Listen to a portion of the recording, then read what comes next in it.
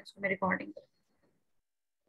Okay, सो हमने जो देखा था, हमने नॉर्मल डिस्ट्रीब्यूशन की प्रॉपर्टीज देखी थी, ठीक है। और नॉर्मल डिस्ट्रीब्यूशन की प्रॉपर्टीज क्या क्या थी, अगर मैं आप लोगों से पूछूंगी तो प्लीज मुझे जल्दी जल्दी बता दीजिएगा। सबसे पहली प्रॉपर्टी क्या है हमारी नॉर्मल डिस्ट्रीब्यूशन की, कि हमारी नॉर्मल डिस्ट्रीब्यूशन कैसी डिस्ट्रीब्यूशन है, it's a symmetrical distribution. Definitely हमें इतना ज्यादा फ्लुएंसी से नहीं बना सकती, ना ही उतना बनेगा जिस तरह मैं क्लास में करवाती हूँ, बट आई होप सो कि आप लोगों को क्लियर हो जाएगा कि नॉर्मल डिस्ट्रीब्यूशन कैसी होती है। एक सिमेट्रिकल डिस्ट्रीब्यूशन होती है, दूसरी इसके अलावा ये कैसी डिस्ट्रीब्यूशन होती है, एक वेल शेप्ड डिस्ट्रीब्यूशन होती है, ठीक है। और जिसको हम नॉर्मल, इसका जो नॉर्मल डिस्ट्रीब्यूशन का ग्राफ बनता है उसको हम कहते हैं नॉर्मल कर्व। हम इसको क्या कहते हैं, नॉर्मल कर्व, ठीक है। और इसके बिल्कुल सेंटर में इसका मीन पड़ा हुआ है, और हमने इसकी प्रॉपर्टी में देखा था चूंकि ये एक सिमेट्रिकल डिस्ट्रीब्यूशन है तो इसका मीन, मीडियन, मॉड सारे के सारे किसके इक्वल होते हैं, they are all equal to mu, ठीक है। मीन, मीडियन, मॉड, ठीक है। मीन भी म्यू के बराबर है, मैंने आप लोगों को प्रूव करवाया था कि ये एक प्रॉपर पीडीएफ है, फंक्शन एक्स है, जो मैं यहाँ पे भी फिलहाल नहीं लिख रही क्योंकि मुझे मुश्किल होगी लिखने में, लेकिन आपको पता है कि इसका जो पीडीएफ था वो 1/σ√2 पाई e की power -1/2 x minus mu over sigma का होल स्क्वायर था। और इसके दो पैरामीटर्स थे, रिमेंबर दैट। इसके दो पैरामीटर्स कौन से हैं, एक आपका पैरामीटर है म्यू, दूसरा पैरामीटर क्या है आपका सिग्मा, ठीक है। और हमने देखा था कि आपके पास जो इसका मीन, मीडियन और मॉड जो है वो कोइंसाइड करते हैं, क्योंकि अगर मीन म्यू के बराबर है और वेरिएंस जो है वो सिग्मा स्क्वायर के बराबर है, स्टैंडर्ड डेविएशन सिग्मा है, तो चूंकि ये एक सिमेट्रिकल डिस्ट्रीब्यूशन है तो सिमेट्रिकल डिस्ट्रीब्यूशन में mean, median, mode they are all equal, तो मीन, मीडियन, मॉड सारे म्यू के बराबर होंगे यहाँ पे। फिर उसके अलावा जो हमने प्रॉपर्टी यहाँ पे देखी थी वो क्या थी यहाँ पे, लेट मी चेक, मुझे, हाँ जी। सो हमने क्या प्रॉपर्टी और देखी थी इसकी डिस्ट्रीब्यूशन की थी कि हमने रिलेशनशिप देखा था मीन डेविएशन का सिग्मा के साथ, और वो रिलेशनशिप क्या था, mean deviation is equal to,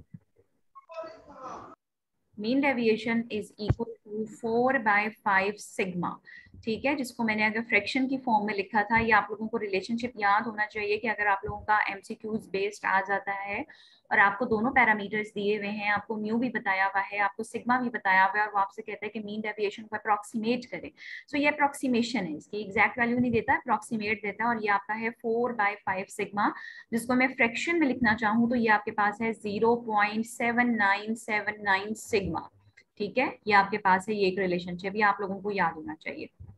उसके अलावा हमारा एक और रिलेशनशिप मौजूद है जो कि क्वार्टाइल डेविएशन का रिलेशनशिप है सिग्मा के साथ, स्टैंडर्ड डेविएशन के साथ, और वो कितना है आपके पास, दैट इज 2/3 सिग्मा, ठीक है। और अगर मैं इसको फ्रैक्शन में लिखूं तो हमारे पास आ जाता है दैट इज 0.6745। ये फिंगर टिप्स पे आपको याद होना चाहिए, ये रिलेशनशिप्स बहुत इंपॉर्टेंट प्रॉपर्टीज हैं नॉर्मल की, आपके एमसीक्यूज बेस में, आपके शॉर्ट क्वेश्चंस में ये इजीली आ सकती हैं।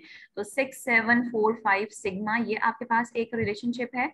और अब मैं एक नया, ये दोनों रिलेशनशिप आपको लास्ट लेक्चर में मैं करवा चुकी हूँ, आज जो मैं एक नया रिलेशनशिप करवा रही हूँ ये क्वार्टाइल डेविएशन है। अब मैं आपको बता रही हूँ फर्स्ट क्वार्टाइल। फर्स्ट क्वार्टाइल को हम रिप्रेजेंट करते हैं किसके साथ, Q1 के साथ। सो Q1 का जो रिलेशनशिप है that is mu minus 0.6745 sigma. ये भी आपको याद होना चाहिए कि अगर आपको दोनों पैरामीटर्स दे दिए जाएं और वो आपसे कहे कि फर्स्ट क्वार्टाइल की क्या वैल्यू होगी, so by using this relationship mu minus 0.6745 sigma, आप इसको फाइंड कर सकते हैं फर्स्ट क्वार्टाइल की वैल्यू को। एंड थर्ड क्वार्टाइल Q3 जो है आपका, वो किसके बराबर होगा, दैट इज म्यू प्लस 0.67, इसमें प्लस का साइन आ जाएगा, ठीक है। तो आप साथ साथ अगर आपके पास है रजिस्टर्स तो ये जो जो छोटे छोटे पॉइंट्स हैं ये बुक में भी मौजूद हैं, अगर आप इसको लिखना चाहें तो आप इसको लिख सकते हैं ताकि आप लोगों को ये रिलेशनशिप जो है वो याद है। ये है आपका म्यू प्लस 0.6745 सिग्मा, ठीक है। सो फर्स्ट क्वार्टाइल भी हो गया हमारा रिलेशनशिप म्यू और सिग्मा के साथ। हमारा रिलेशनशिप जो है वो थर्ड क्वार्टाइल के साथ भी हो गया, म्यू प्लस 0.6745 सिग्मा। हमारा क्वार्टाइल डेविएशन भी अप्रोक्सीमेट हो गया जो कि 2/3 सिग्मा या फिर 0.6745 सिग्मा, और मीन डेविएशन भी हमारा अप्रोक्सीमेट हो गया विच इज 4/5 सिग्मा या 0.7979 सिग्मा। This is 79 sigma. ठीक है, सो मैं ये इसलिए आपको बता रही हूँ फ्रैक्शन के अंदर कि अगर फॉर एग्जांपल आपका कोई एमसीक्यूज आ जाता है और उसमें मीन डेविएशन को कहें कि किस तरह अप्रोक्सीमेट कर सकते हैं, वहां पे अगर पॉइंट्स में लिखा हुआ है 0.7979 सिग्मा या 0.7 सेकंड ऑप्शन है 0.7823 सिग्मा, तो आपको पता होना चाहिए कि फ्रैक्शन में क्या है, डेसिमल में क्या है और फ्रैक्शन में इसको किस तरीके से लिखा जाता है। ऑल द रिलेशनशिप ये आपको याद होने चाहिए। ठीक है, उसके बाद हमने यहाँ पर देखा कि ये जो है इसको देखें, इन्फ्लेक्शंस हमने देखे थे और हमने पॉइंट ऑफ इन्फ्लेक्शंस देखे थे कि मीन से 1 स्टैंडर्ड डेविएशन जब हम पीछे जाते हैं और मीन से 1 स्टैंडर्ड डेविएशन जब हम आगे आते हैं तो हमारा पॉइंट ऑफ इन्फ्लेक्शंस है और उसके कॉरेस्पॉन्डिंग हमने उसके एफ की वैल्यू भी देखी थी। अब जो एक और प्रॉपर्टी मैं आपको करवाने के लिए जा रही हूँ वो प्रॉपर्टी क्या है कि जब आप मीन से 1 स्टैंडर्ड डेविएशन आगे या पीछे की तरफ मूव करते हैं, ये प्रॉपर्टी आप लोगों ने जो आप लोगों का 4th चैप्टर था, डिस्पर्जन का चैप्टर था, उसमें भी आपने देखी थी कि जब आप मीन से 1 स्टैंडर्ड डेविएशन आगे पीछे जाते हैं तो जो टोटल एरिया होता है, कितना होता है जी total area under the curve, कितना है आपका 1। और अगर मैं परसेंटेज में बात करूं तो कितना हो गया, अगर मैं परसेंटेज में बात करूं तो total area under the curve is 1%? No, 100%. 100%. Total area under the curve, अगर मैं फ्रैक्शन उसमें बात करूं फ्रैक्शन में तो 1 है, और अगर मैं परसेंटेज में बात करूं तो total area under the curve is 100%। ठीक है, सो क्या कह रहा है कि जब आप मीन से 1 स्टैंडर्ड डेविएशन आगे पीछे जाते हैं तो जो टोटल एरिया कवर होता है वो है जी आपका 68.73%। ये आपको याद रखना है कि जब आप नॉर्मल डिस्ट्रीब्यूशन में मीन से 1 स्टैंडर्ड डेविएशन आगे पीछे मूव करते हैं तो टोटल एरिया आपका 100% है। उस 100% में से आपका कितना परसेंट एरिया कवर होता है, 68.73% एरिया कवर होता है। इसी तरीके से जब आप मीन से 2 स्टैंडर्ड डेविएशन आगे पीछे मूव करते हैं, यानी म्यू -2 सिग्मा, ये वैल्यू क्या हो गई आपकी, म्यू माइनस सेंटर में आपका मीन पड़ा हुआ है, म्यू -2 सिग्मा ये आपकी हो गई, और ये वैल्यू आपके पास क्या हो गई, म्यू +2 सिग्मा। तो जब आप मीन से 2 स्टैंडर्ड डेविएशन आगे पीछे मूव करते हैं तो टोटल जो एरिया कवर होता है 100% है आपका, उसमें से जो एरिया कवर हो रहा है आपका यहाँ से लेकर यहाँ तक वो है आपका 95.45%। कितना कवर हो रहा है ये एरिया 2 स्टैंडर्ड डेविएशन में, 95.45% ये एरिया कवर होता है और आपको ये याद रखना है। ठीक है, और इसी तरीके से जब आप मीन से 3 स्टैंडर्ड डेविएशन, देखिए जितना स्टैंडर्ड डेविएशन पीछे जाएंगे आप उतनी ही ज्यादा जो है आपकी रेंज बढ़ती जा रही है। जब आप मीन से 3 स्टैंडर्ड डेविएशन आगे पीछे जाएंगे ये वैल्यू है आपकी म्यू -3 सिग्मा की। ठीक है, और आपकी ये वैल्यू जो है, ये पॉइंट जो है ये वाला, ये क्या है, दिस वन, ये मैं ऊपर लिख रही हूँ म्यू +3 सिग्मा, यानी आपने मीन से 3 स्टैंडर्ड डेविएशन पीछे की तरफ और मीन से 3 स्टैंडर्ड डेविएशन आगे की तरफ जब आप मूव करेंगे तो ये जो टोटल एरिया यहाँ से लेकर आपका कवर होगा जी यहाँ तक, वो होगा 99.73%। कितना होगा, 99.73%। ठीक है, ये एरिया आपका कवर होता है। ये अब आपको याद रखना है, ठीक है, कि मीन से 1 स्टैंडर्ड डेविएशन आगे पीछे मूव करने में 68.73%, 2 स्टैंडर्ड डेविएशन जब आगे पीछे मूव करते हैं तो कितना कवर होता है, 95.45%, और जब आप 3 स्टैंडर्ड डेविएशन आगे पीछे मूव करते हैं तो टोटल एरिया कवर होता है 99.73%।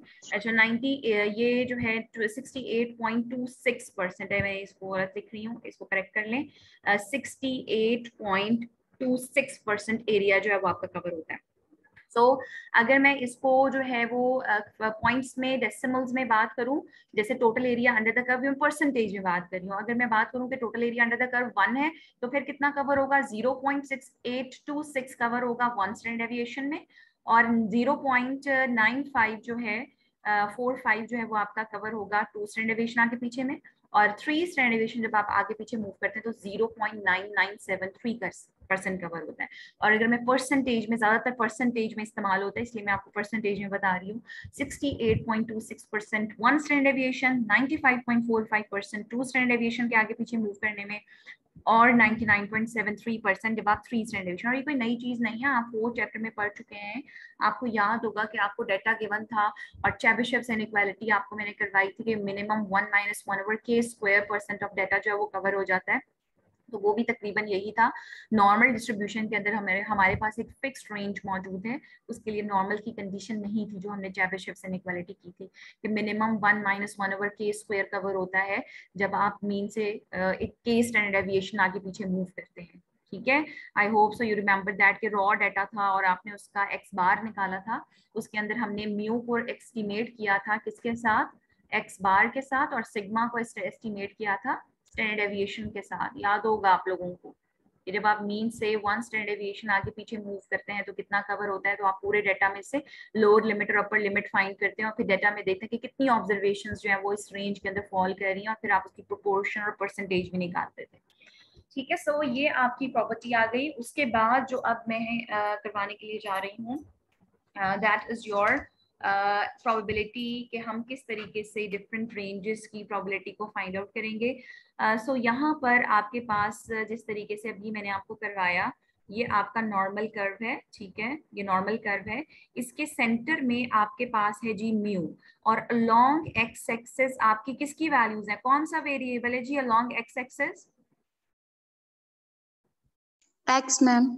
एक्स वेरिएबल है, और along Y axis, along Y axis आपका कौन सा वेरिएबल है जी, F of X। F of X है। ठीक है, तो जो कर्व बनता है ना वो नॉर्मल कर्व आपका बनता है, तो ये अलोंग एक्स एक्सिस आपका एक्स वेरिएबल है, और यहाँ पे जो एक्स ने वैल्यू एज्यूम की हुई है वो कौन सी वैल्यू एज्यूम की हुई है, वो वैल्यू एज्यूम की हुई है mu. And we know that कि हमारे पास जो रिलेशनशिप है जी का स्टैंडर्डाइज्ड नॉर्मल रैंडम वेरिएबल का, वो क्या है कि हम नॉर्मल रैंडम वेरिएबल में से उसके मीन म्यू को क्या कर देते हैं माइनस, और उसके स्टैंडर्ड डेविएशन पे क्या कर देते हैं डिवाइड। ठीक है, सो अब मुझे बताएं कि यहाँ पर अगर मैं इसकी कॉरेस्पॉन्डिंग z वेरिएबल भी बना लेती हूँ, तो अब मुझे बताएं कि अगर x म्यू एज्यूम कर रहा है तो इसके कॉरेस्पॉन्डिंग z की वैल्यू क्या है बाय यूजिंग दिस रिलेशनशिप। सो अगर x की वैल्यू म्यू है, यहाँ पर x की वैल्यू क्या है म्यू, सो जब मैं इस रिलेशनशिप में x की जगह म्यू डालूंगी तो z की वैल्यू क्या हो जाएगी, 0। सो इसका मतलब है कि आपके पास जहां पर x म्यू एज्यूम कर रहा है उसके कॉरेस्पॉन्डिंग z की वैल्यू क्या चल रही है आपके पास 0। ठीक है, यहां पर है आपका म्यू माइनस सिग्मा 1 सिग्मा, ठीक है, और यहाँ पर है आपका म्यू प्लस सिग्मा, जो जिसके अंदर आपका टोटल एरिया कितना कवर हो रहा है, अभी मैंने आप लोगों को बताया इस रेंज में कितना एरिया कवर हो रहा है म्यू माइनस सिग्मा और म्यू प्लस सिग्मा में 68.26। 68.26%। तो यहाँ पर आप देखें x क्या वैल्यू एज्यूम कर रहा है, mu minus sigma. Mu minus sigma, तो इसके कॉरेस्पॉन्डिंग z की वैल्यू क्या होगी, हम इस रिलेशनशिप में x की जगह क्या डाल देंगे mu minus sigma. Mu minus sigma.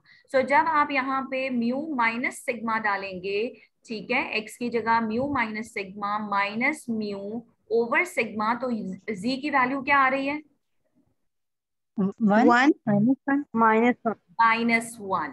तो इसका मतलब है कि जहां x वैल्यू एज्यूम कर रहा है म्यू माइनस सिग्मा, वहां z क्या एज्यूम कर रहा है -1। 1, और जहां पर म्यू प्लस सिग्मा है वहां पर z की वैल्यू क्या होगी इस रिलेशनशिप में डालेंगे +1। +1।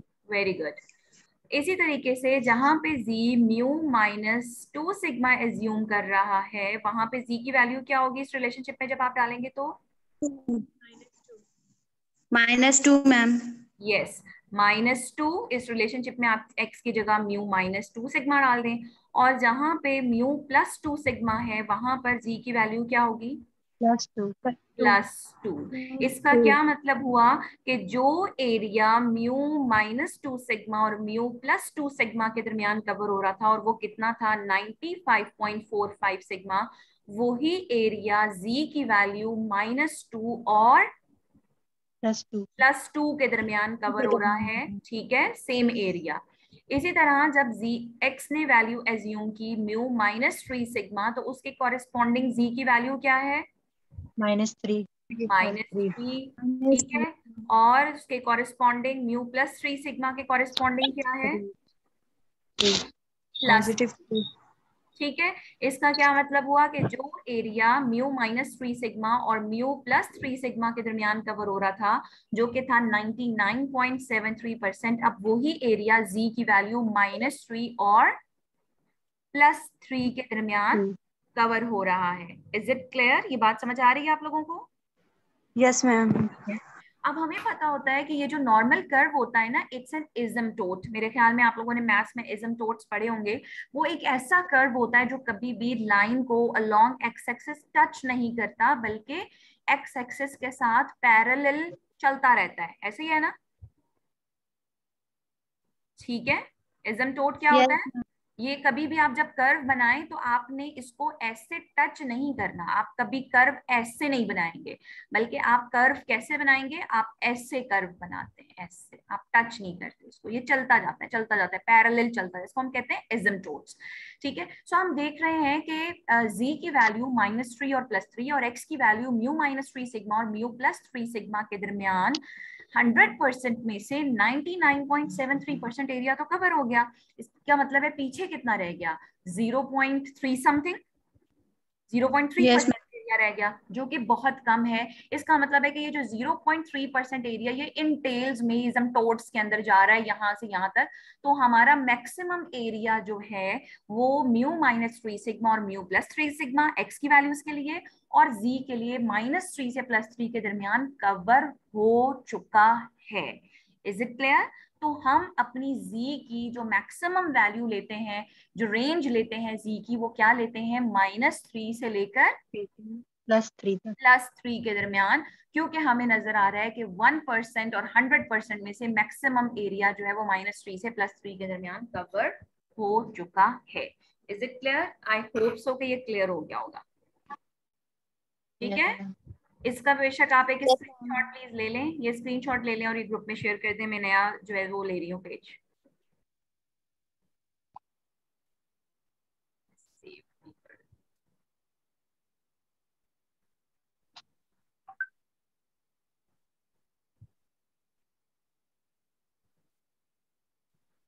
ओके जी, लेट मी शेयर।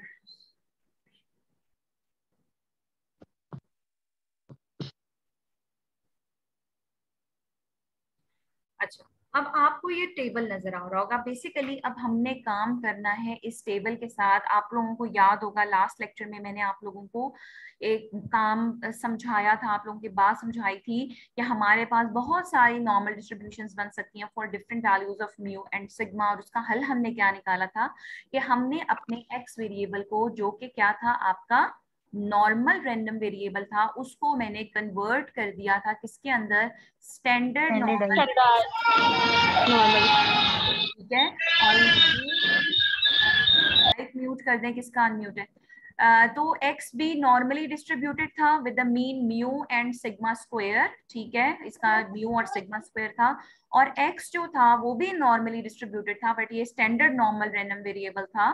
ठीक है, लेकिन इसका मीन क्या था आपका 0, और इसका जो वेरिएंस था वो क्या था 1। तो मैंने आपको क्या कहा था कि हमें सिर्फ एक टेबल की जरूरत पड़ेगी, और वो होगा स्टैंडर्ड नॉर्मल टेबल, जिसके अंदर मीन क्या होगा कि कोई सी भी डिस्ट्रीब्यूशन हो, ठीक है, उसका कोई भी मीन हो, कोई भी स्टैंडर्ड डेविएशन हो, तो हम उसको कन्वर्ट कर सकते हैं टू द एक ऐसी डिस्ट्रीब्यूशन में जिसका मीन क्या हो जाएगा 0 और उसका स्टैंडर्ड डेविएशन क्या हो जाएगा 1। तो ये जो टेबल आपको नजर आ रहा है ये एक स्टैंडर्ड नॉर्मल टेबल है, और इसमें वो डिस्ट्रीब्यूशन है जिसका मीन क्या है आपका 0 और इसका स्टैंडर्ड डेविएशन क्या है 1। तो आप अपनी बुक के अंदर ये पेज निकालें जिसके अंदर ये स्टैंडर्ड नॉर्मल टेबल मौजूद है।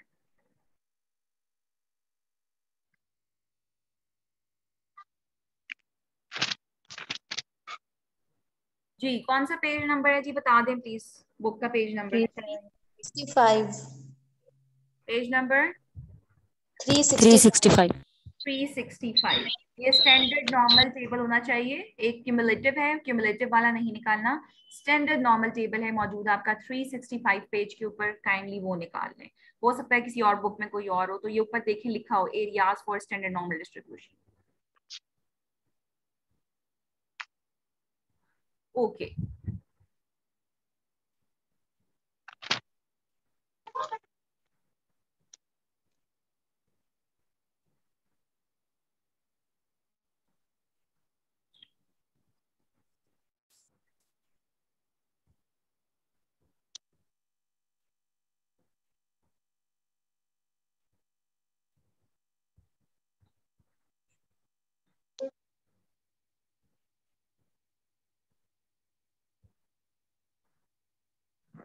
मैम हमारे में हेडिंग दी हुई है areas under the unit normal curve. Unit normal curve, ये क्यूमुलेटिव ठीक है, यही वाला है, यूनिट नॉर्मल कर्व वाला ही है। Okay ma'am. और मैं आपको एग्जाम्पल नंबर अब करवाऊंगी, उसके बिल्कुल नीचे एग्जाम्पल नंबर क्या है, जरा नंबर बताइए। 9.9 9 पॉइंट क्या है, 6 मैम। 9.6। ठीक है, तो ये निकाल लें अब आप लोग।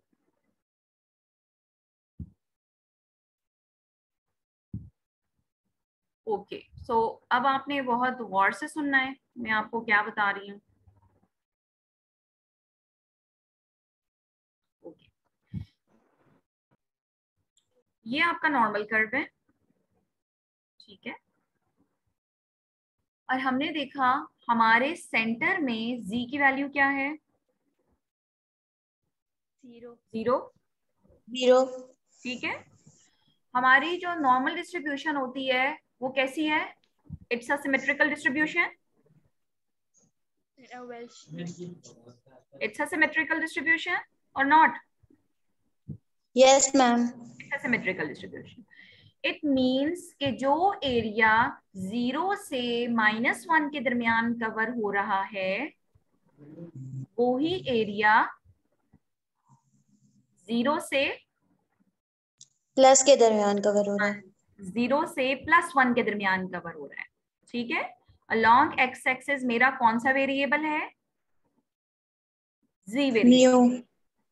लॉन्ग एक्स एक्सिस मेरा कौन सा वेरिएबल है, not X, x variable no no no no, c X नहीं, मैम c वेरिएबल यहाँ पे मैंने म्यू नहीं लिखा बल्कि मैंने 0 लिखा है, म्यू के कॉरेस्पॉन्डिंग z की वैल्यू क्या थी, 0। तो मैं 0 वेरिएबल अलोंग एक्स एक्सिस ले रही हूँ, वो कौन सा ले रही हूँ, z ले रही हूँ। c अच्छा जी, यस मैम। अब डिस्ट्रीब्यूशन आपकी सिमेट्रिकल है। मैं आपको क्या बताना चाह रही हूँ कि जो एरिया आपका 0 से -1 के दरमियान कवर हो रहा है वही एरिया आपका 0 से +1 के प्लस दरमियान कवर हो रहा है। एरिया क्या होता है, area is basically probability. Area क्या है, प्रोबेबिलिटी। आपने रैंडम वेरिएबल का चैप्टर किया और जब मैंने आपको किसी भी रेंज का एरिया निकालने के लिए किसी भी प्रोबेबिलिटी निकाला तो आपने उसको इंटीग्रेट किया था, रिमेंबर दैट ना। और प्रोबेबिलिटी कभी भी नेगेटिव नहीं होती, एरिया कभी भी नेगेटिव नहीं होता। z की वैल्यूज नेगेटिव और पॉजिटिव हो सकती हैं, लेकिन एरिया जो है, जो एरिया आपका कवर हो रहा है 0 से -1 के दरमियान वो वही है जो कि 0 से +1 के दरमियान है। इसी तरीके से जो एरिया आपका z की वैल्यू 0 से लेकर -2 के दरमियान कवर हो रहा है वही एरिया आपका z की वैल्यू 0 से लेकर +2 के दरमियान कवर हो रहा है। यू गेट इट और नॉट? Yes ma'am. क्योंकि डिस्ट्रीब्यूशन कैसी है, डिस्ट्रीब्यूशन सिमेट्रिकल है। इसी सिमेट्रिकल जो एरिया आपका 0 से -3 के दरमियान कवर हो रहा है, सेंटर, सेंटर क्या है हमारा, z की वैल्यू 0 है।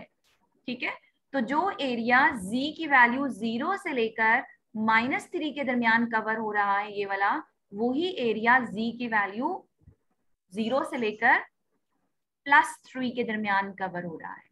ठीक है, जो आपका टेबल गिवन है, ये टेबल अगर आप इसको गौर से देखें तो यहाँ पर आपको z की वैल्यूज दी हुई हैं। Yes ma'am. यहाँ z की वैल्यूज है, ये दो हिस्सों में पार्टीशन हुई हुई है। एक जैसे 1 डेसिमल प्लेस जो है वो यहाँ पर है, और जो 2nd डेसिमल प्लेस है वो यहाँ पर दिया हुआ है। ठीक है, और ये जो कहलाती है, ये वाली जो पार्ट है जहाँ पे आपको नजर आ रही है, दीज आर द प्रोबेबिलिटीज। ठीक है, और ये है बॉडी ऑफ द टेबल, और इस बॉडी ऑफ द टेबल में, टेबल की बॉडी में आपको क्या दी हुई है, आपको दी हुई है प्रोबेबिलिटीज। क्या दी हुई है? प्रोबेबिलिटीज। अब आप यहाँ पे देख रहे हैं कि z की वैल्यू नेगेटिव भी अज्यूम हो रही है, बट z की वैल्यू पॉजिटिव भी अज्यूम हो रही है। लेकिन आप अगर आप टेबल में देखें तो आपको z की वैल्यू कोई भी नेगेटिव नहीं नजर आ रही। ये स्टार्ट हो रही है 0.0, 0.1, 0.2 नजर आ रही है आपको? Yes ma'am. ठीक है, इसका मतलब है कि उसने जो आपको प्रोबेबिलिटीज दी हैं वो आपको सिर्फ 0 से राइट साइड तक की दी हैं, उसने नेगेटिव साइड की z की वैल्यूज के लिए नहीं दी। क्यों नहीं दी? बिकॉज एरिया सेम है। क्योंकि डिस्ट्रीब्यूशन सिमेट्रिकल है, और जो प्रोबेबिलिटी, जो एरिया 0 से +1 के दरमियान है, वही एरिया 0 से -1 के दरमियान है। You get my point? Yes ma'am. ठीक है, सो अब आपको टेबल में कोई भी z की नेगेटिव वैल्यू नजर नहीं आ रही। दूसरी बात इंपॉर्टेंट क्या है कि आपका टेबल हमेशा, जो बात आपने बहुत ध्यान से सुननी है और बहुत जहन में रखनी है, वो क्या है कि आपका टेबल आपको एरिया या प्रोबेबिलिटी हमेशा कहाँ से देता है? z की value 0 to up to that point देता है। जो भी एरिया देगा वो कहाँ से मिलेगा? 0 से मिलेगा। बस अभी फिलहाल यही ध्यान में रखें कि आपको जो भी एरिया मिलेगा वो, जैसे फॉर एग्जांपल ये आपकी 1 वैल्यू है, तो अगर मैं z की वैल्यू, और हमें हमेशा z की जो वैल्यू चाहिए, जब वो चाहिए अप टू 2 डेसिमल प्लेस। हमें क्या चाहिए? z की वैल्यू अप टू 2 डेसिमल चाहिए। अगर नहीं है तो हम 0 खुद से लगा देंगे। जैसे फॉर एग्जांपल z की वैल्यू 1 थी, तो मैंने इसको क्या लिख लिया? 1.00। ओके, एक तो ये बात इंपॉर्टेंट हो गई आपके लिए कि आपको z की 2 डेसिमल प्लेस पे वैल्यू चाहिए। अगर नहीं होगा तो 0 हम खुद लगा देंगे। दूसरी इंपॉर्टेंट चीज जो आपने याद रखनी है कि टेबल आपको हमेशा प्रोबेबिलिटी z की वैल्यू 0 से देता है, सेंटर से देता है। कहां से देता है? सेंटर से देता है। z की वैल्यू कहां से देता है? 0 से देता है। हमेशा प्रोबेबिलिटी देता है z की वैल्यू 0 से। तीसरी इंपॉर्टेंट चीज जो आपने याद रखनी है वो ये है कि we know that the total area under the curve is 1, और हमारी डिस्ट्रीब्यूशन सिमेट्रिकल है और ये लाइन ऑफ सिमेट्री है। इसका क्या मतलब हुआ कि z की वैल्यू 0 की राइट साइड पे आपका टोटल एरिया कितना है? 2.5। और 0 की, z की वैल्यू 0 से लेफ्ट साइड पे भी टोटल एरिया कितना है आपका? 0.5, because total area under the curve is 1। ठीक है, 3 इंपॉर्टेंट चीजें मैंने आपको बताई। एक, आपकी z की value up to 2 decimal place पे राउंड ऑफ होनी है हर हालत में। ठीक है, आपने 2 डेसिमल प्लेस पे राउंड ऑफ करनी है। अगर आपको इंटीजर दे दिया जाता है तो खुद से 0 लगा दें। 1 डेसिमल प्लेस है तो दूसरे डेसिमल प्लेस पे 0 लगाते हैं। इंटीजर है तो पॉइंट के बाद खुद 2 जीरोस लगाते हैं। ये पहला पॉइंट हो गया। दूसरी इंपॉर्टेंट चीज जो मैंने आप लोगों को बताई कि आपका टेबल आपको जो एरिया देता है वो हमेशा कहां से देता है? z की वैल्यू 0 से देता है। तीसरी इंपॉर्टेंट चीज जो मैंने आपको बताई वो ये कि total area under the curve 1 है, हमारी डिस्ट्रीब्यूशन सिमेट्रिकल है। इसका मतलब है z की वैल्यू 0 सेंटर में पड़ी हुई है। इसकी राइट साइड पे भी टोटल एरिया 0.5 है, और उसकी लेफ्ट साइड पे भी एरिया कितना है आपका? 0.5। Is it clear? ठीक है, ओके। अब हम क्या करेंगे, जैसे फॉर एग्जांपल मुझे प्रोबेबिलिटी आपकी पहले पार्ट में, मुझे पहला पार्ट बताएं। चले मैं पहला यही देख लेती हूँ। मैंने प्रोबेबिलिटी निकालनी है z की वैल्यू 0, बाहर लिख लेती हूँ, मुझे प्रोबेबिलिटी निकालनी है z की वैल्यू 0 से किसके दरमियान, 1 के दरमियान। ठीक है, मुझे किसके दरमियान निकालनी है, 0 से 1 के 1 दरमियान। के दरमियान निकालनी है। सो अब मैंने 1 को खुद एज्यूम कर लिया, क्या 1.00। आपने क्या करना है कि यहाँ पर 1 डेसिमल प्लेस तक क्या नंबर हो गया, 1.00। नो 1.0, 1 डेसिमल प्लेस देखें, यहाँ आपने ढूंढना है 1.0। ठीक है, और यहाँ पर आपने देखना है अगला डिजिट क्या है आपका 0, तो यहाँ पर नंबर जो आपको लिखे हुए हैं वो क्या है 0.00। ठीक है, यस मैम। 0.01, ये सेकंड डेसिमल प्लेस की वैल्यू है आपकी। तो हमने चूंकि 1.00 देखना है तो हम कहाँ देखेंगे, हम क्रॉस करेंगे सेल को 1.0 विद द कॉलम 0.00। इस प्रोबेबिलिटी को ढूंढे, ये क्या है आपके पास। Let me share the screen ताकि आप लोगों को वो मैं टेबल शेयर कर सकूं, यहाँ से आपको क्लियर हो जाएगा। ये देखिए, ये है आपका 1.0 और ये है आपका सेकंड डेसिमल प्लेस की वैल्यू, वो क्या है 0। तो आपने इसको क्रॉस किया यहाँ से और आपने प्रोबेबिलिटी लोकेट की कि आपकी प्रोबेबिलिटी कितनी है 0.3413। ठीक है। सो अब आपका जो एरिया हो गया वो कितना हो गया, यहाँ से लेकर यहाँ तक, क्योंकि सेंटर से मिलता है ना आपको एरिया, आपको कहाँ से मिलता है, z की value 0 to up to that point. तो इसका मतलब है कि जो ये एरिया है यहाँ से लेकर यहाँ तक का, ये जो एरिया, इसको मैं शेड कर देती हूँ, ये एरिया आपके पास कितना आ गया, 0 पॉइंट कितना निकले जी 3413। 3413। ठीक है, is it clear. Yes. Okay, now come to another point. अब अगर मैं कहूं कि प्रोबेबिलिटी आपने निकालनी है जी z की वैल्यू -1 से 0 के दरमियान।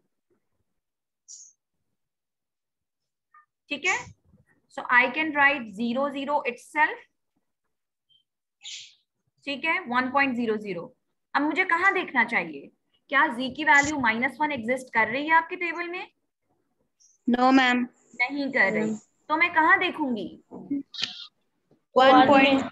यस, मैं 1.0 को 0 में ही देखूंगी, क्योंकि मुझे पता है कि जो एरिया 0 से 1 के दरमियान कवर हो रहा है वो ही एरिया 0 से -1 के दरमियान। तो मुझे बताएं कि ये जो एरिया जो मैं यहाँ पे लोकेट करूंगी, डेफिनेटली ये कहाँ पे लाई करेगा, -1 किधर होगा, इधर होगा या इधर होगा, लेफ्ट साइड पर।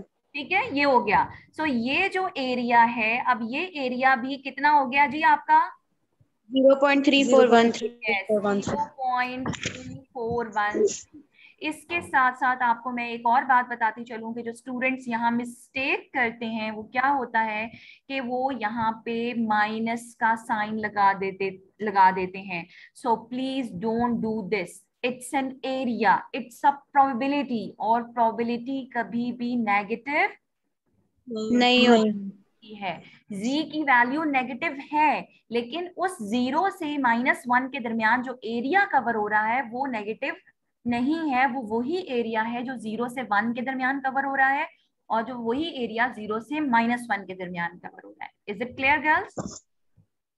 Yes ma'am. Okay, now come towards the first part of 7.9। क्या लिखा हुआ है जी यहाँ पे, जरा मुझे बताएं।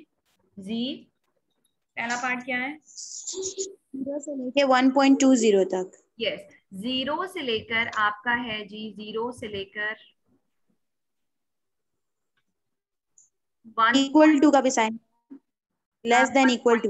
1.0। कोई बात नहीं, मैंने आप लोगों को शायद ये बात बताई थी कि जब आप, इट्स अ कॉन्टिन्यूस डिस्ट्रीब्यूशन, और कॉन्टिन्यूस डिस्ट्रीब्यूशन में इक्वालिटी का होना या ना होना मैटर नहीं करता है। आप लोगों को याद होगी ये बात। So if I right without the equality it's okay. Okay so अब मुझे बताएं, अब आपने क्या करना है। सबसे पहला काम, अब आप गौर से सुने, ये टाइम कम होता जा रहा है, मैं दोबारा ज्वाइन करूंगी और आपने जल्दी ज्वाइन करना है। सबसे पहला इसमें, जब भी आप सवाल करेंगे आपने ग्राफ बनाना है, और जब आप ग्राफ बनाएंगे तो आपने इसके सेंटर में क्या रखना है, सबसे पहले जी की वैल्यू को 0, ठीक है। अब आप जीरो। आपकी वैल्यू है जी की वैल्यू, वो नेगेटिव है या पॉजिटिव है, क्या है 1.20, कहाँ लोकेट करेंगे, राइट साइड पे, right side. Right right side side. अंदाजे से एक लाइन जो कि राइट साइड पे, बस मुझे इतना पता है, राइट साइड पे एक लाइन लगाई और 1.20 ये जी की वैल्यू है, आपने यहाँ पर लिखी, ठीक है। और मुझे एरिया चाहिए 0 से 1.20 के दरमियान, तो आपने इस एरिया को, जो रिक्वायर्ड एरिया है, वो आपने शेड कर देना है। समझ आ रही है बात। अब जो टेबल देगा, जब मैं 1.2 को 0 में दूंगी, देखूंगी, तो मुझे भी वो एरिया यहां से लेकर यहां तक ही देगा, क्योंकि टेबल मुझे 0 से देता है। तो आप क्या करेंगे, आप यहाँ 1.2 को 0 में देखेंगे, बताएं क्या एरिया आ रहा है। 0.3849। यस, 0